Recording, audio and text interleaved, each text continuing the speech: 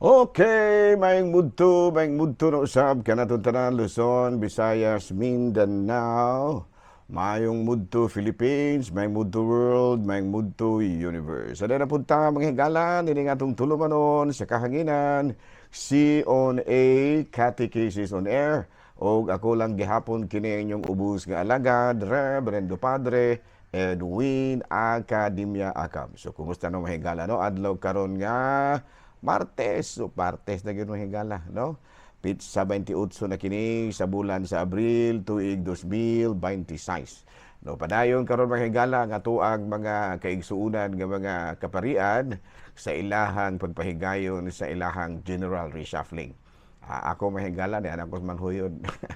Busy na mahigala kidagang kay fiesta, no? Gahapon itong mga pipit ka adlaw nga nakalabay, dito na ko sa ako ang mga area po mga higala, no?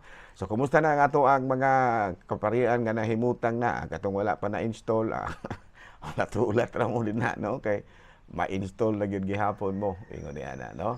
O niya ato pa ay nga timbayaon ug may muntog ko sa katong talahurong obispo Bishop Julito B. Cortez. So salamat kay Bishop, no?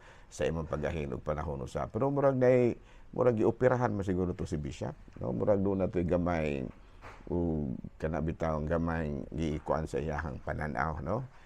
Pero tabangan rin sa Ginoo si Bishop ang iyampo kay gala. Pero arita may gala sa ato ang CBCP News, balitang simbahanon ni ining kamuntuhon.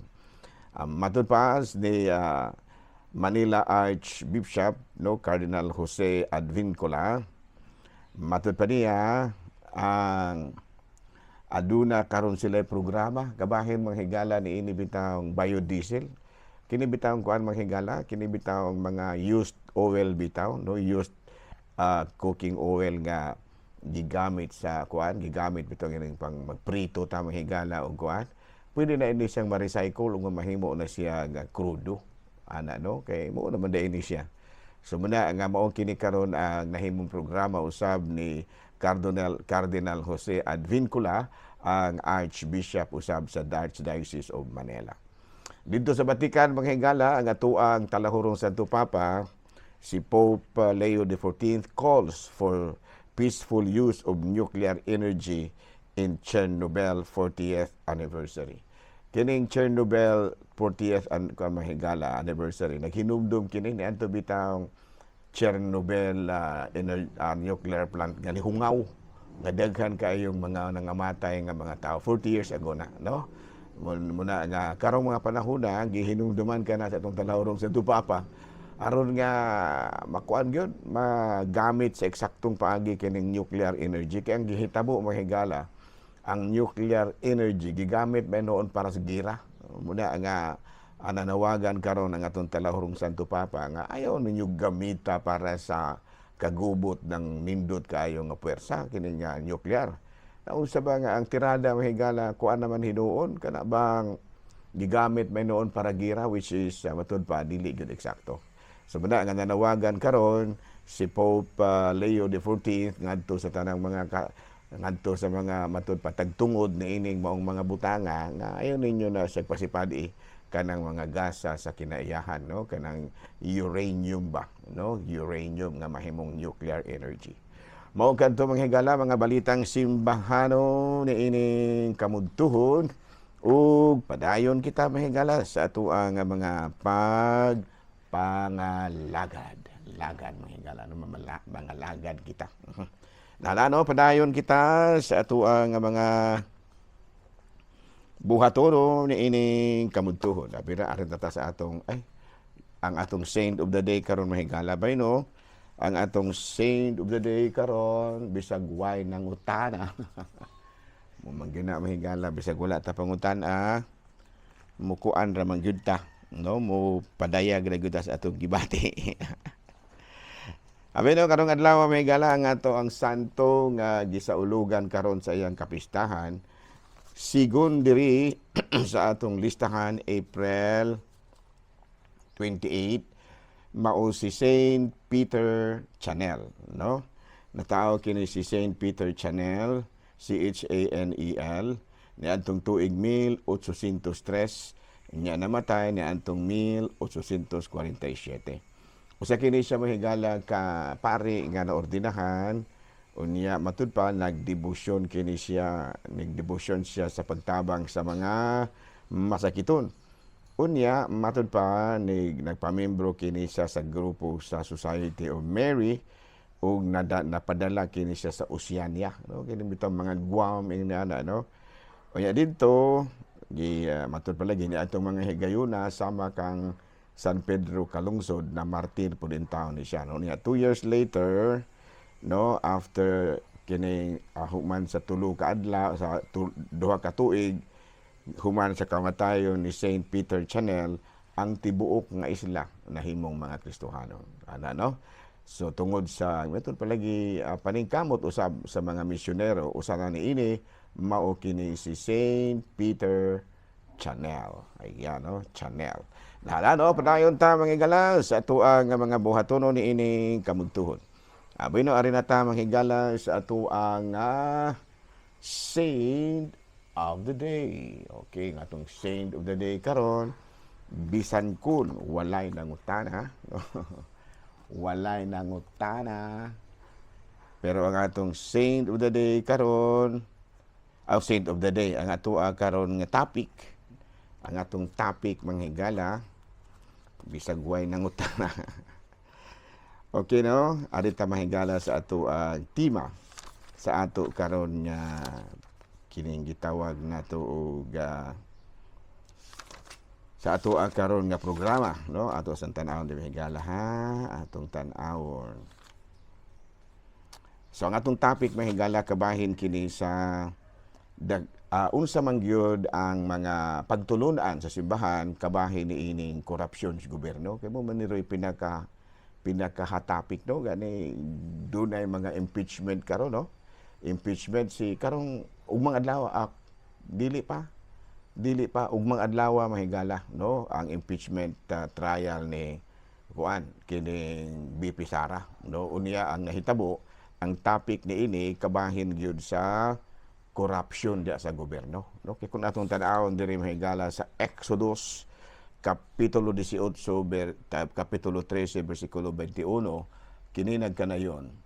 Apan pagpili kamong mga tawo nga may katakos kanang may kahadlok sa Dios, kasaligan ug dili kasubornuhan, no? Sa ato pa ang eleksyon dia importante kay mahigala. Ang uban ko kini eleksyon po nato anang kanila murag dula-dula ra ba muna nga usahay bisan kon importante ang eleksyon ang uban dili mamutare kapoy adto ang kapoy kayo muras gyapon no, ang uban pod mangadto man tuod pero do na poy laing tumong, no, pangwarta pod ini ana, no? Ang uban gani dito ko asahin ko sa bukid mahigala ang nahitabo mindo nga dito sa gawa sa presinto nay na maligya kay bino diya kuan ba yan na kana bitang may liquor ban. Nay liquor ban ha. Pero ang mga tindera dito sa bukid walay liquor ban dito. Mismong naas dool sa presintuhan na maligyag kulapo. Pastilan Ginoo ko. Muna makaingon ka nga mahigala unsa kuning eleksyon sa Pilipinas mura man gadula-dula ra, no? Mura gadula-dula ra. Ginadili ang moinom ni anang mga panahon na kay dunay liquor ban. Pero sa gawas mismo sa presintuhan ay na maligyag kulapo dito. Muray gidang ato higala, no? So muna nga sa Exodus kapitulo 18 bersikulo 13 bersikulo 21 nagkanayon gyud kini, no?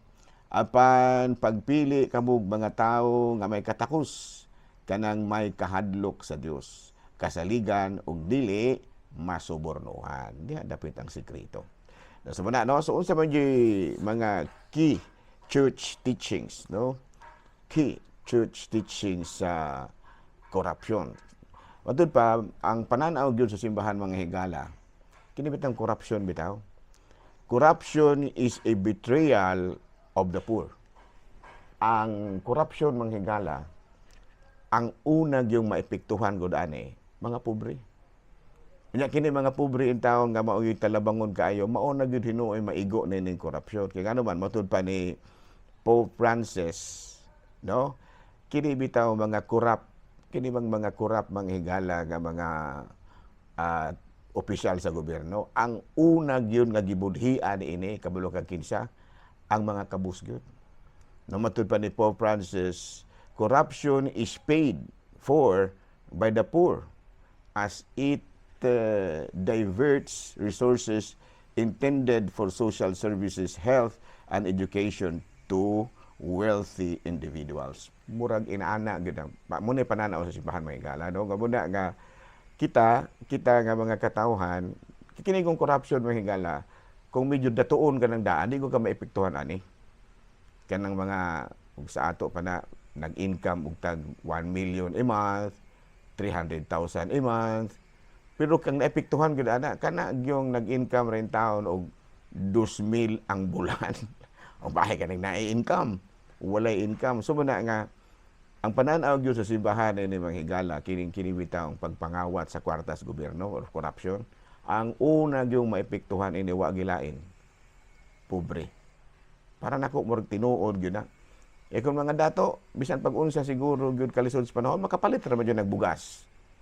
Makapalit ra mo ginagtambal og simbakog magdaot. Pero pobre, nawa na.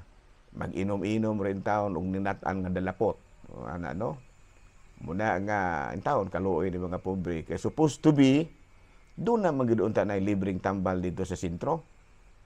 Pero nagpakuan ba daw ko mahigala kana ba nagpaibot kog tango ba? Dili na ako isulti ang lugar. Pastilan. Naglisod kog paibot. Nga naman, niduol ko dito sentro nga supposed to be na dentist kabalo kag unsay tubag mahigala nganong dili ko maibtan. Walay available nga anesthesia.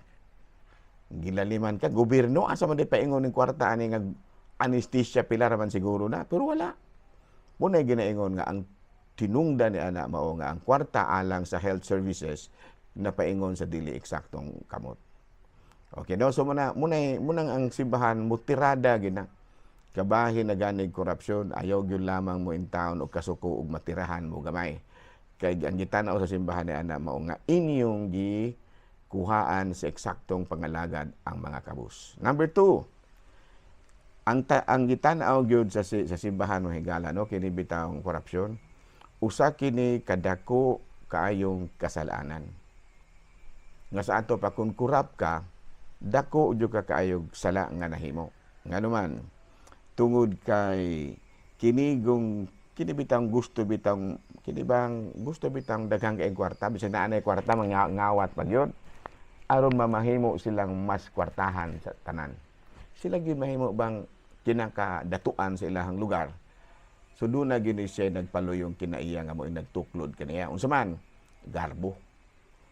Kini yung garbo mga higala usahay dagkan kay mga daotang buhat nga mahitabo tungod dian ang garbo. Kay gusto laging siya giilhon nga pinakadato sa lugar. Unya doon na pag-uban mga higala nga arugante lang gyud. Kana bang gusto na gyud og mubuhat og daotan. Nya ikaduha, ikatulo kini yung kahakog. Gani no kung atong tan-awon gining kahakog mga higala leading to death gina siya. Kaya naman kana gong kahakog mga higala, ang problema anak kay wala nay katagbawan. Dunay uban nga balinang datua mangawat pag gyud gihapon. Maglibog ka. No, dili na nako isulti ang pangalan pero ang uban giakusar na nga nangawat og 4.7 billion. Dili na milyon. Dili na milyon ning gihisgutan ining uban nga nangawat. Bilyon na gilaliman kag bilyon mga higala nga usa man na kalibo ka milyon. Kita gani na ganito usa ka libo malipay na maganita na. Kana pag yung usa ka libo ka milyon, nya dili lang kay usa ka libo lang. 4,000 ka milyon, 4 billion.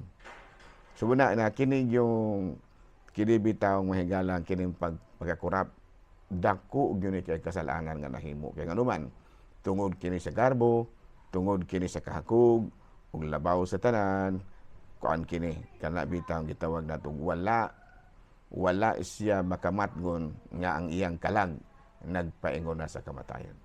Abi no, dinila sa takuto ba higala ha kay medyo busy jud ko gamay.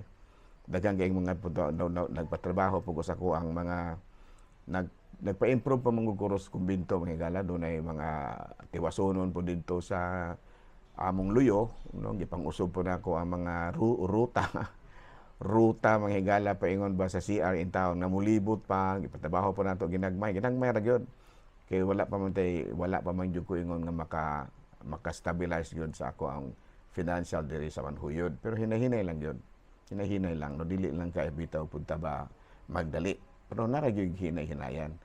Pero moabot yun ang panahon na nga mohimo may mga major changes sa simbahan naging na. Pero as of now hinahinay lang usa. Okay?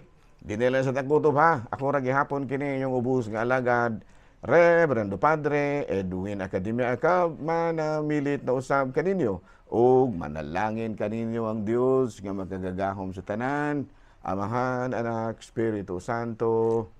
Good noon, Pilipinas.